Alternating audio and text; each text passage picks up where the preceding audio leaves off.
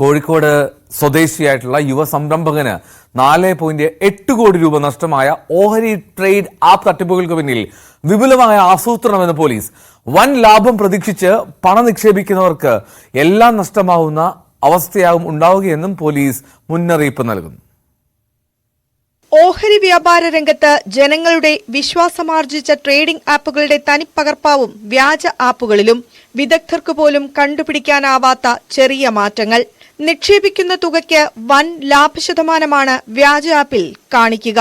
ആദ്യം ചെറുതുകകൾ ബാങ്ക് അക്കൗണ്ടിലേക്ക് പിൻവലിക്കാനുമാകും. ഇതിനു പിന്നാലെയാണ് വൻ തുക നിക്ഷേപിക്കാൻ പ്രേരിപ്പിച്ചുകൊണ്ടുള്ള തട്ടിപ്പ്. ആപ്പിൽ വലിയ തുക നിക്ഷേപിച്ചതിൽ വലിയ ലാഭം കാണിച്ചു. പിൻവലിക്കാൻ ശ്രമിച്ചപ്പോൾ കൂടുതൽ തുക ലാഭത്തിലായാൽ മാത്രമേ സാധിക്കൂവെന്ന് അറിയിക്കുകയും വീണ്ടും നിക്ഷേപം നടത്താൻ നിർദ്ദേശിക്കുകയും ചെയ്തു. അങ്ങനെ ചെയ്തപ്പോൾ നികുതിയായി വലിയ തുക അടയ്ക്കാൻ നിർദ്ദേശിച്ചു. കൂടാതെ ആപ്ലിക്കേഷന്റെ വിശ്വാസ്യത വർദ്ധിപ്പിക്കാനുള്ള സന്ദേശം വാട്സ്ആപ്പ് വഴി നൽകുകയും ചെയ്തു. ഇതോടെ സംശയം തോന്നി 1930 എന്ന ടോൾ ഫ്രീ നമ്പർ വഴി പരാതി രജിസ്റ്റർ ചെയ്തപ്പോഴാണ് തട്ടിപ്പ് മനസ്സിലായത്. പിന്നെ ഈ വേവ് സൈറ്റ് സിമിലർ ആയിട്ട് വേവ് സൈറ്റ് ആണ് ആൾക്കാർ ഇങ്ങനെ വിശ്വസിച്ചു പോകും. എങ്ങനെയാണോ പൈസ കൊടുത്തത്, പിന്നാണോ മനസ്സിലായത് ഇത് എല്ലാ പൈസ IPO അലോട്ടായ ശേഷം പൈസ കിട്ടില്ല. അത് പിന്നാണോ മനസ്സിലായത് ഫ്രോഡാണോ.